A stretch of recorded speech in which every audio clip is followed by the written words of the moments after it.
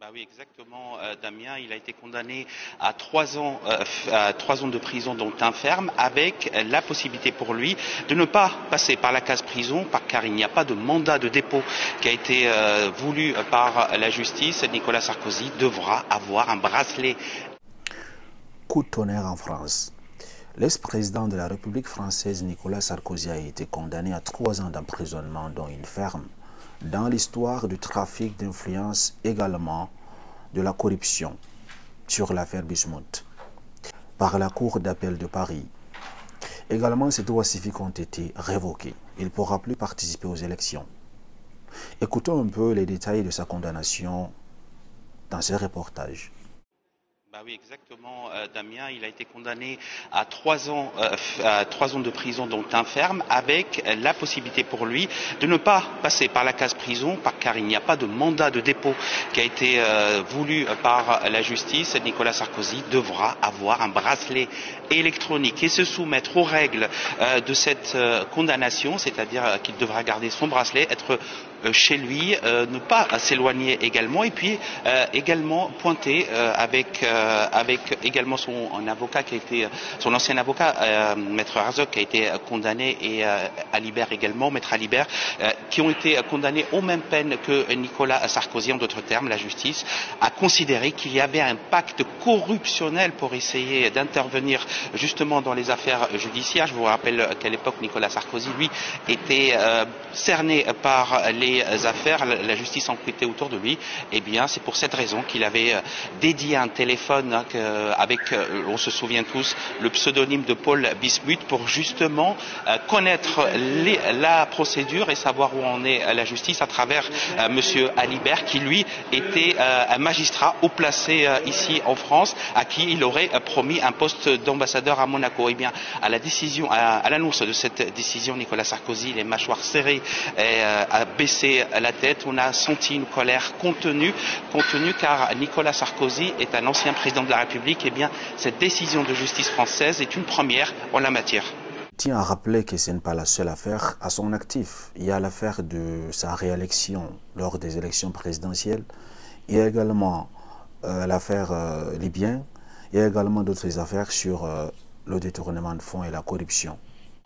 Il y a une deuxième procédure qui est lancée contre Nicolas Sarkozy par le même parquet national financier qui l'a jugé en appel pour cette affaire d'écoute. Eh bien, il s'agit du financement libyen de la campagne électorale de Nicolas Sarkozy. Une longue procédure, très longue, où le président de la République a évidemment rejeté toutes les accusations du parquet national financier pour corruption et également pour trafic d'influence lors de sa campagne présidentielle.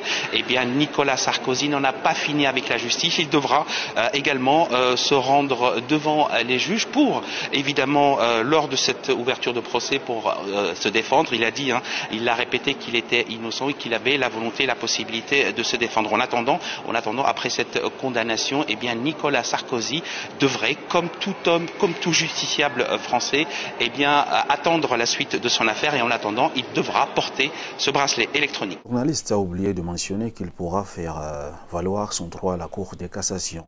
La Cour de cassation pourra donc casser cette décision et lui rentrer sa liberté. C'est une décision à saluer pour plusieurs raisons. D'abord, le courage des juges, en fait, parce que une personne qui n'a pas de courage ne peut pas prendre une telle décision, à vouloir condamner un ancien président de la République, même si il est coupable, en fait. Déjà, c'est quelque chose à féliciter, le courage. La deuxième chose est que cette décision nous démontre à quel point la justice, même si elle semble corrompue, reste quand même indépendante. La troisième chose est que, avec cette décision, les grosses têtes de gouvernement vont penser à plusieurs reprises avant de commettre des délits, soit de faire la corruption ou de détourner l'argent public, ou bien de faire le trafic d'influence comme l'a fait l'ex-président de la République Nicolas Sarkozy. C'est une décision également à saluer parce que, avec cette décision, on montre à la face du monde que la justice en France est indépendante et que tout le monde est justiciable, nul au-dessus de la loi. Ça, je sais que beaucoup de gens vont dire qu'il ne va pas purger sa peine dans une prison normale où il ne sera pas enfermé réellement. C'est vrai, mais bon, c'est une décision symbolique, en fait. À travers cette décision, pour lui en tant qu'ancien président, c'est une humiliation en fait.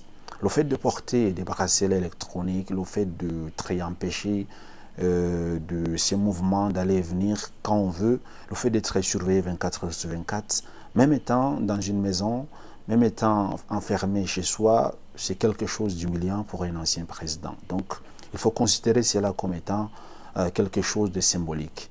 L'enfermer dans une prison normale, comme tous les autres personnes, je pense que ça pourrait arriver, mais bon, ça serait difficile avec les anciens présidents, en fait. Déjà, avec les hautes personnalités du gouvernement, on a du mal à les enfermer dans une prison normale, combien de fois avec les anciens présidents de la République. Ça serait donc quelque chose, ça serait quelque chose de quasi impossible. Mais bon, déjà, cette décision, c'est une victoire, moi je pense, qui va rentrer dans l'histoire. Si jamais il recourt à la Cour de cassation, est-ce que ça serait normal qu'il bénéficie des mesures d'aménagement de peine?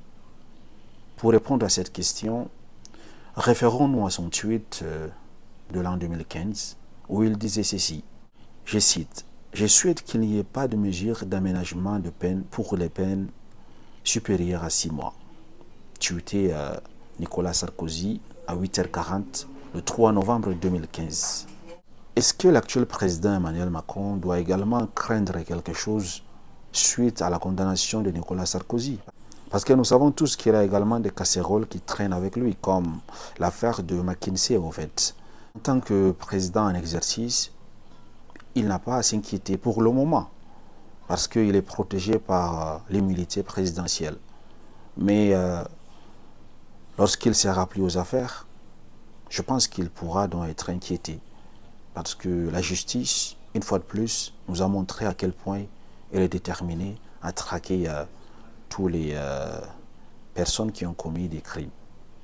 Même si cela va prendre combien des années, mais ces personnes seront donc traquées.